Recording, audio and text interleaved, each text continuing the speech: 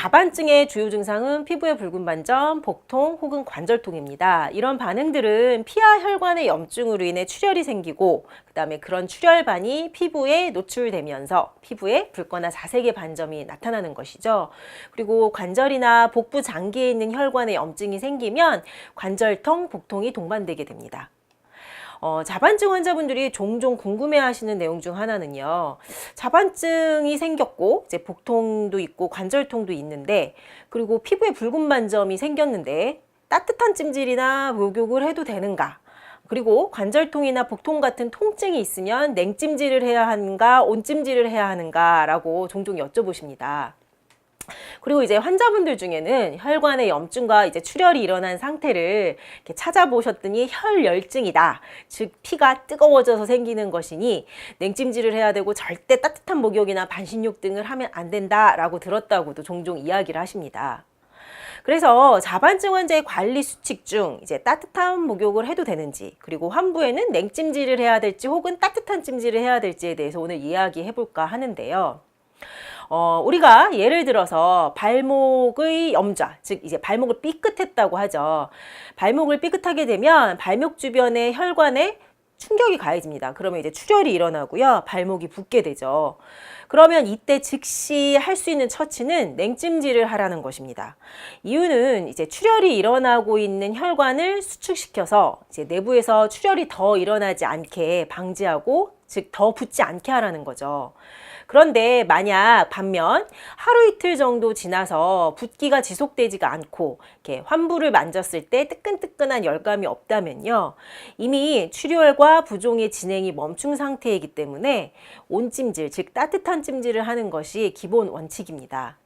따뜻하게 해주면 이제 혈관을 확장시키면서요, 환부의 혈액순환을 증가시켜서 조직의 회복이 빨리 되도록 돕는 것이죠. 보통 자반증 환자들이 자반증임을 인식할 때는 피부에 붉은 반점이 일어난 후일 것입니다. 피하 출혈이 일어난 결과로 피부에 붉은 반점이 생긴 결과물이 나타났을 때, 아, 피부에 붉은 반점이 생겼구나, 자반증인가 하는 것이죠. 따라서 이때는요, 냉찜질을 해주면 피하 출혈 부위의 흡수와 재생이 늦어질 수밖에 없습니다. 또 이제 자반증 환자분들은 추운 곳에 오래 서 있거나 외출을 하면 자반이 더 심해진다고 하죠. 이는 이제 추운 날씨에 혈관벽이나 혈관 주변의 근육, 조직이 굳어지고요, 긴장하게 되면서 더 쉽게 출혈이 일어날 수 있는 환경이 조성되기 때문입니다. 따라서 이제 자반증 환자라면요, 붉은 반점이 발생한 환부를 차갑게 할 것이 아니라 따뜻하게 해주고 보호해주고 몸을 따뜻하게 해주는 행동들, 옷을 따뜻하게 입는다든지 반신욕을 한다든지 복부에 온찜질을 해준다든지 하는 행동들이 필요합니다. 이제 단 예외는 있는데요. 간혹 자반증 환자들이 관절통이 일어날 때 양상을 잘 구별해야 합니다. 보통 자반증의 관절통은 환부가 심하게 붓거나 열감이 심하진 않습니다.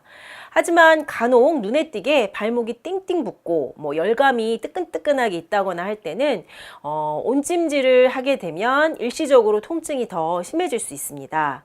따라서 관절통과 함께 심한 부종이 있다면 통증 부위를 잘 만져봐서 열감이 있는지 우선 확인하시고요. 만약 열감이 있다면 당시에는 따뜻한 찜질을 피해 주시고, 이제 하루 정도 지나서 다음날 봤을 때 열감이 심하게 없다면 따뜻하게 해줌으로써 조직과 혈관, 근육의 이완이 되어 통증이 줄어들 수 있습니다. 그리고 또 한 가지, 찜질이나 목욕을 조심해야 할 경우는요, 간혹 피하 출혈 부위가 넓어서요, 자반증으로 인한 피부에 미란이나 상처가 일어나는 경우입니다. 자반증과 함께 피부에 상처가 외관적으로 봤을 때 있다면요, 목욕이나 찜질 등으로 환부의 2차 감염이 일어날 수 있기 때문에 조심해야 합니다. 자반증 환자들 중에는 따뜻한 찜질이나 목욕을 하고 옷을 입으려고 보면 붉은 반점 부위가 더 붉어졌다라고 이야기를 하시는데요. 그런데 이런 반응은 피부 표면이 따뜻해지면서 말초 혈류 순환이 증가해서 나타나는 일시적인 반응일 수 있습니다. 보통 이제 목욕 직후에는 붉어짐이 선명해지지만 다음날 보면 붉은 반점이 훨씬 더 옅어진 것을 볼 수 있습니다. 이제 출혈 부위로 혈액순환을 도와 조직이 회복되고 재생이 빨라진 것이죠. 자반증에 따뜻한 찜질을 해야 되느냐 정리하자면요. 자반증 환자라면 냉찜질이나 몸을 차갑게 하는 행동보다는 반신욕, 몸을 따뜻하게 해주는 행동들, 따뜻한 찜질이 회복에 도움이 된다. 단, 구체적인 상황은 의료인과 상담하는 것이 필요하다.